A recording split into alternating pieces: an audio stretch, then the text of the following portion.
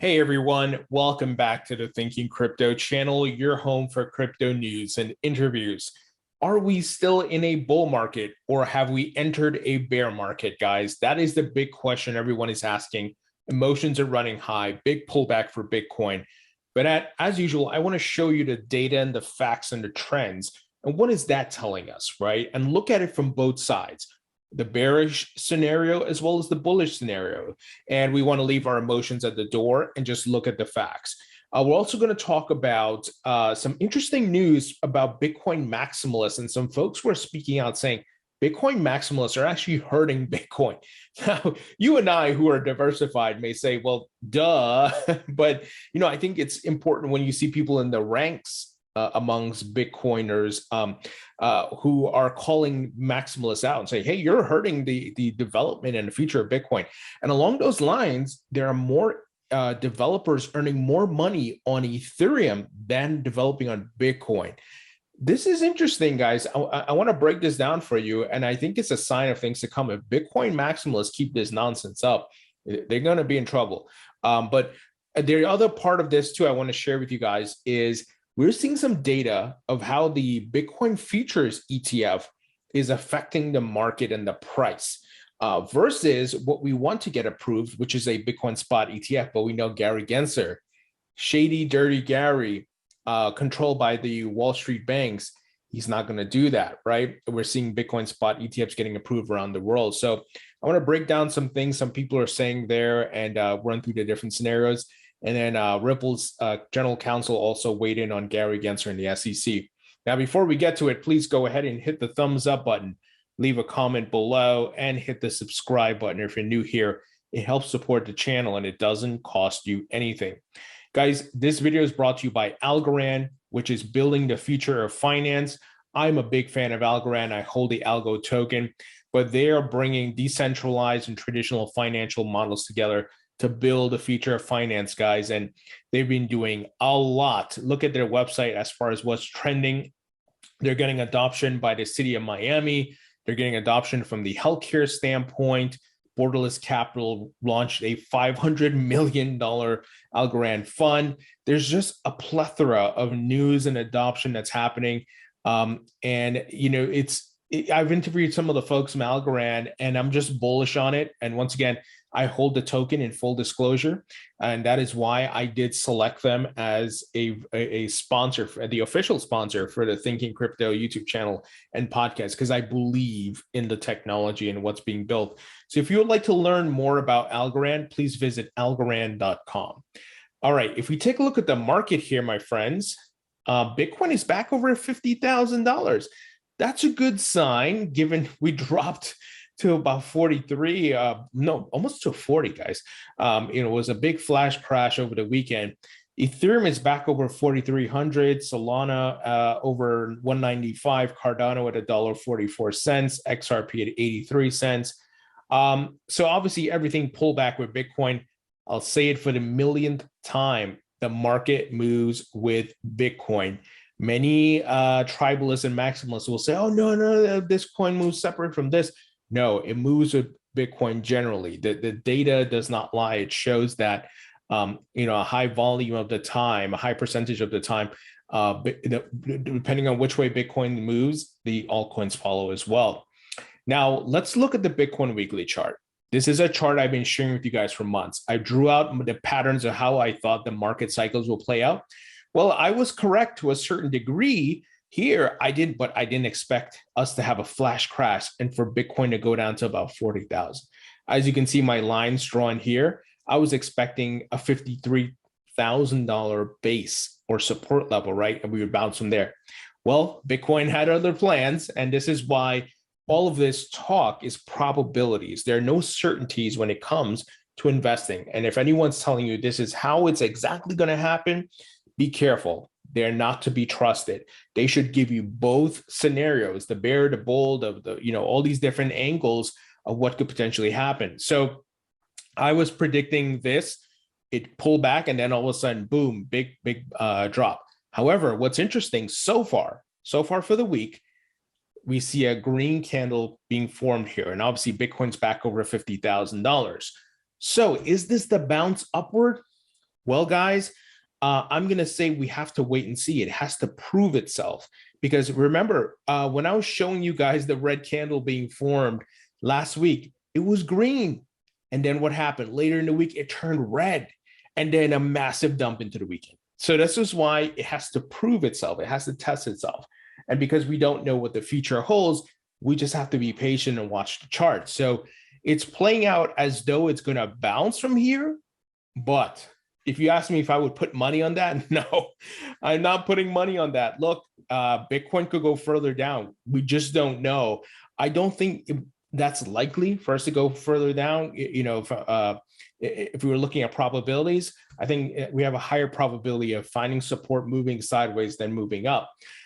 But, and I did a poll here, asking all of you guys on Twitter if we are still in a bull market or a bear. And 73% of you said we're in a bull market, and 26% said a bear. And this is over 1,000 or 1,100 votes.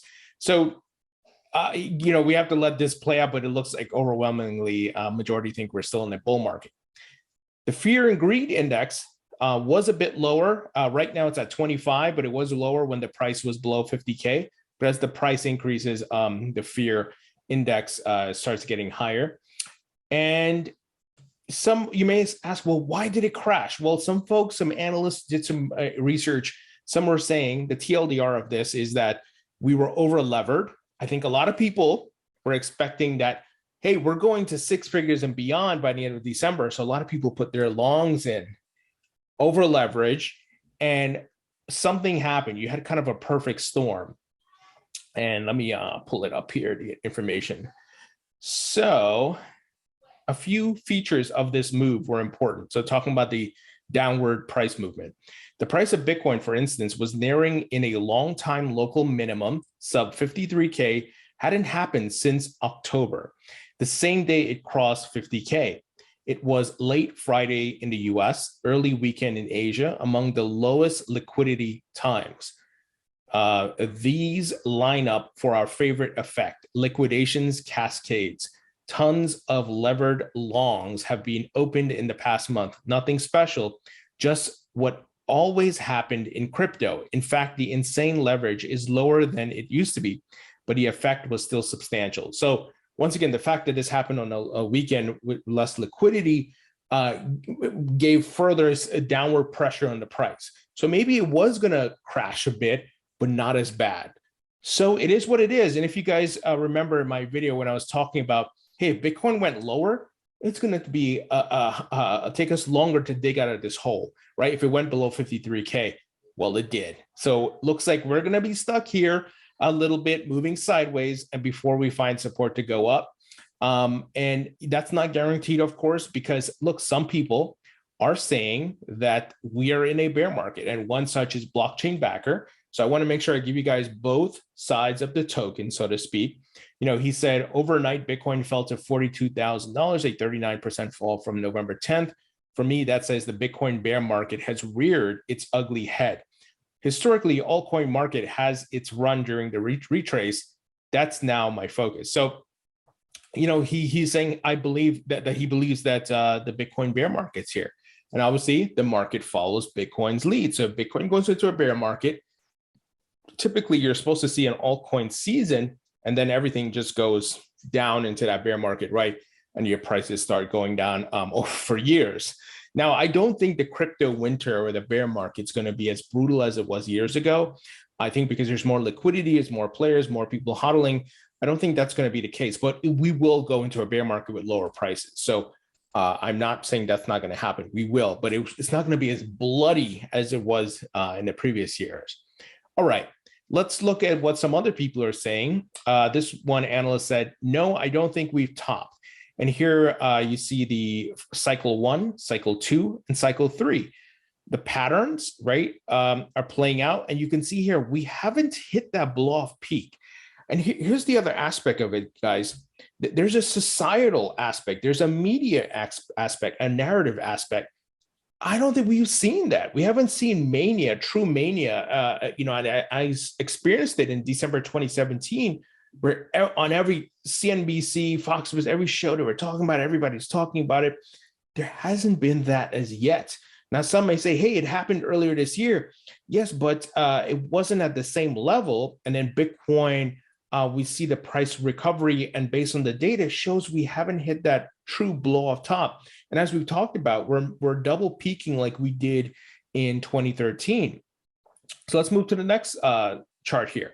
Now, Benjamin Cohen, into the cryptoverse. I love his content. I've been watching him since he was about like 10 to 15,000 subscribers. He has the thesis of lengthening market cycles. So he's been a record, just to be clear, he's been a record a very long time, even before all this. This market cycle is going to lengthen and go into 2022. He's saying that, the previous market cycles, all of them lengthened, and 2017 was no different. So this time around, and you can see from his chart, this spills into 2022, possibly into 2023. And once again, I'm just giving you all the data, and then I'll give you my opinion and conclusion on this. But his model looks correct, especially given what I just mentioned, that we haven't seen that blow off top yet. All right, let's move ahead here. Here, Dylan LeClear, another analyst, he's showing his respective charts, showing the color codes. Red is the downtrend, which equals bear market. The yellow is the plateau, slight uptrend. And obviously green is the steep uptrend, which is the bull market. So that yellow phase is an accumulation pre-parabolic move. Notice where we are. We're in that yellow phase. So we had our downtrend into a mini bear market earlier this year, obviously June and July. And then we bounced up. And as I've said before, this could be an accumulation phase. I personally bought the dip, not financial investment advice. Make sure you only invest with money you're willing to lose. And you don't put your life savings into this, right? We have to be careful here. We have to be smart, be risk averse. So here his chart is showing this is an accumulation phase before the next peak. All right, let's move ahead.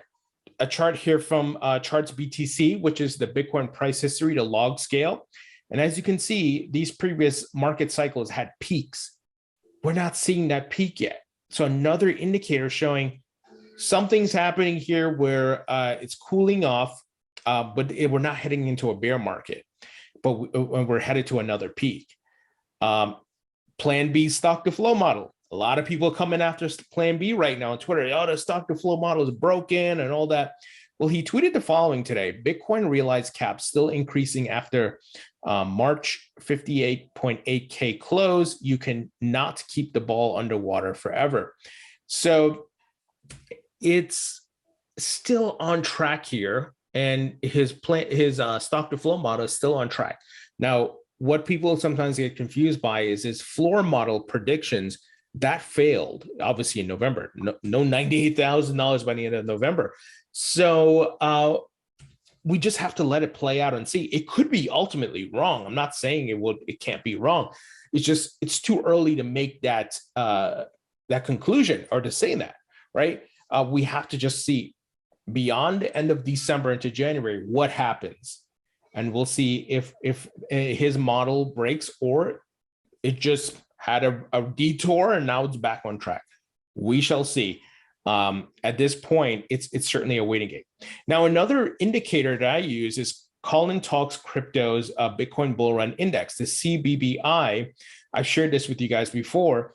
This is also using multiple, or I should say, it is using multiple metrics like Google search volume, having to peak days, reserve risks, Bitcoin, the Pi cycle top indicator. So you can see here, all these metrics pulled together in this respective chart shows we haven't hit that blow-off peak yet.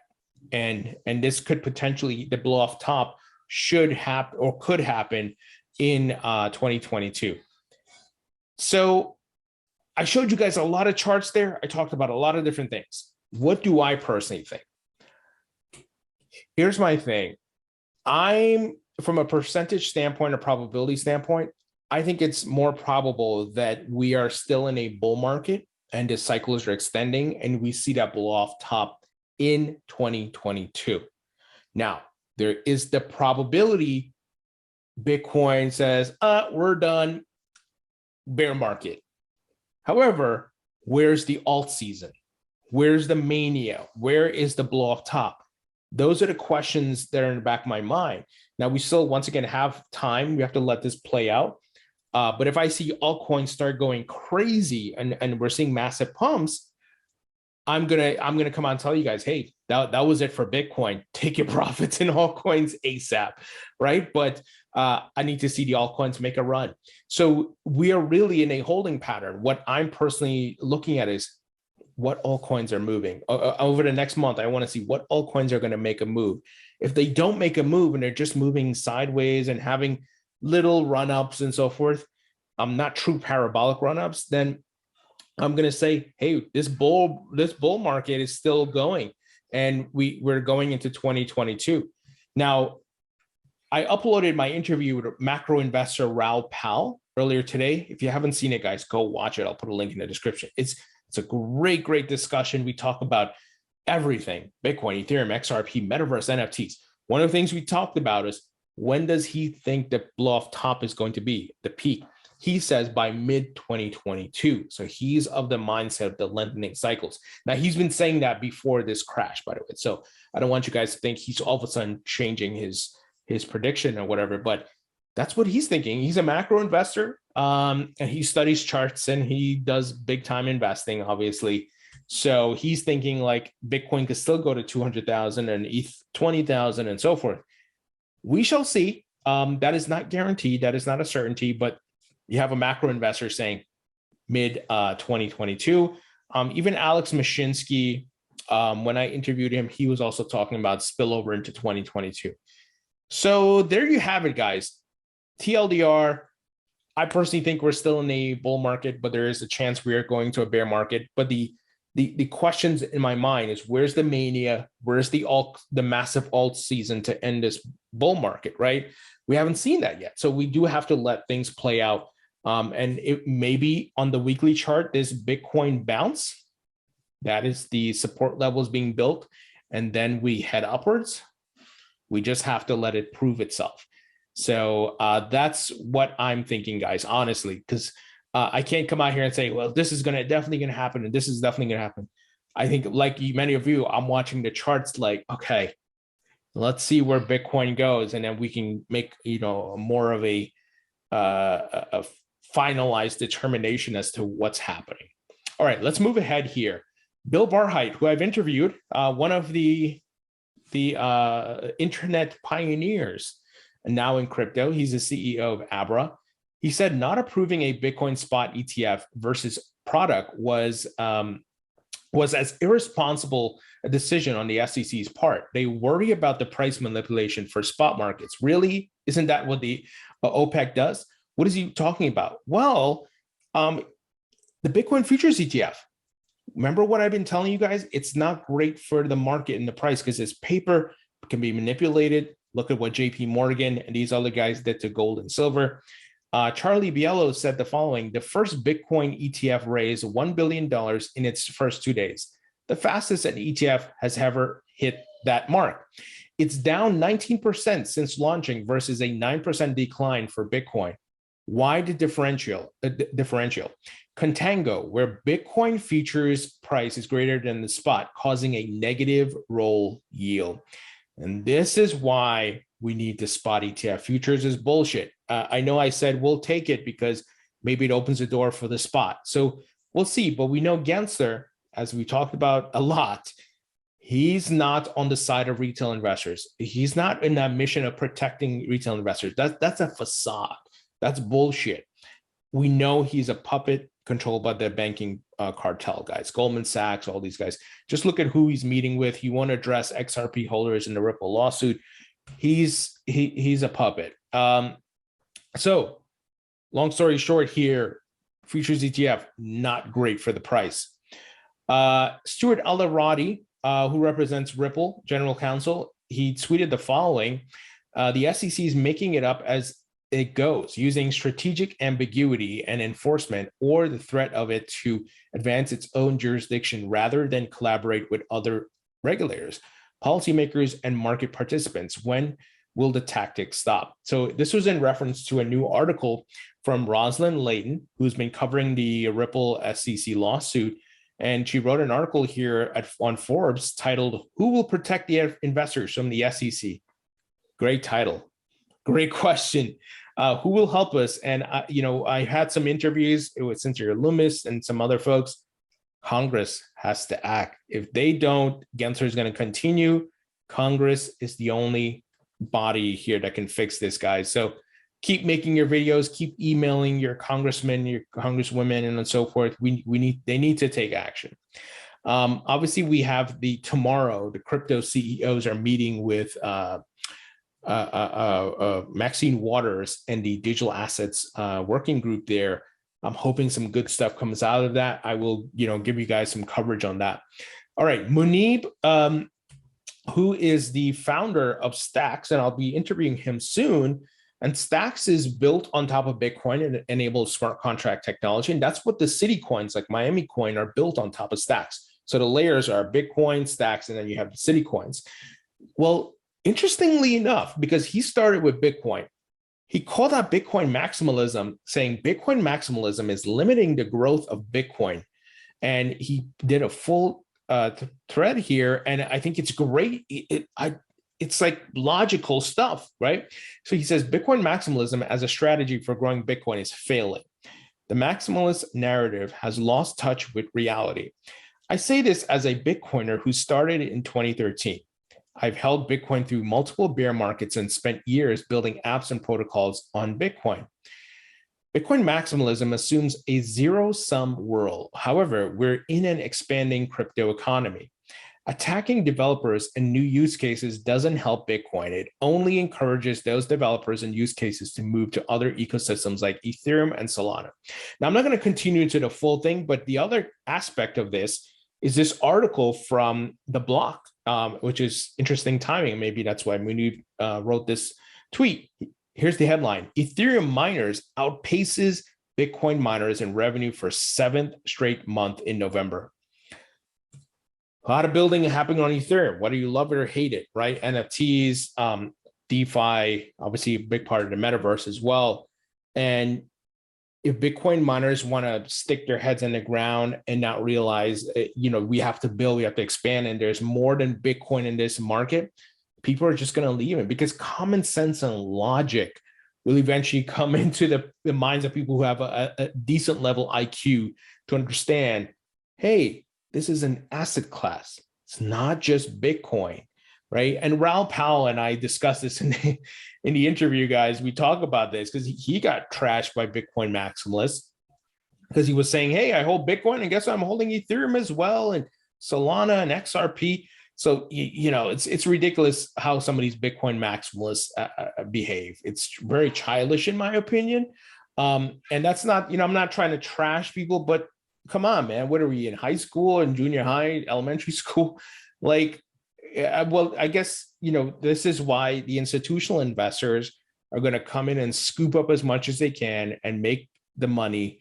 And a lot of these maximalists are just, they're not going to do as well. Bitcoin, when you look at it for this respective cycle, hasn't performed as well as many of the altcoins, guys. A lot of altcoins have outperformed it significantly. That's not to say you shouldn't hold it. I do believe Bitcoin is long-term going to do well. I believe it's a great hedge against inflation as digital gold. It's also a hedge against some altcoins which may be risky. That's why I hold in my portfolio, and I plan to hold it for a long time. But, if I'm looking to make as much money as possible, it's in the altcoins. So it's in XRP, it's in Ethereum, it's in the other ones that I hold, Algorand and so forth, Chainlink. So interesting things happening. And it's good to see people are speaking out, because we need to come together. If we're divided, we're not going to be able to fight Gensler and all these guys who are against the entire crypto market, right? So that's where people need to come together here. Maximalists, whether it's for Bitcoin or any other cryptos, they need to chill out and understand this is an asset class with many different aspects to it. All right, guys, what do you think? Leave your thoughts and comments below. Hit the thumbs up button, share this video. Don't forget to watch an interview with Raoul. I'll put a link in the description, and I'll talk to you all later.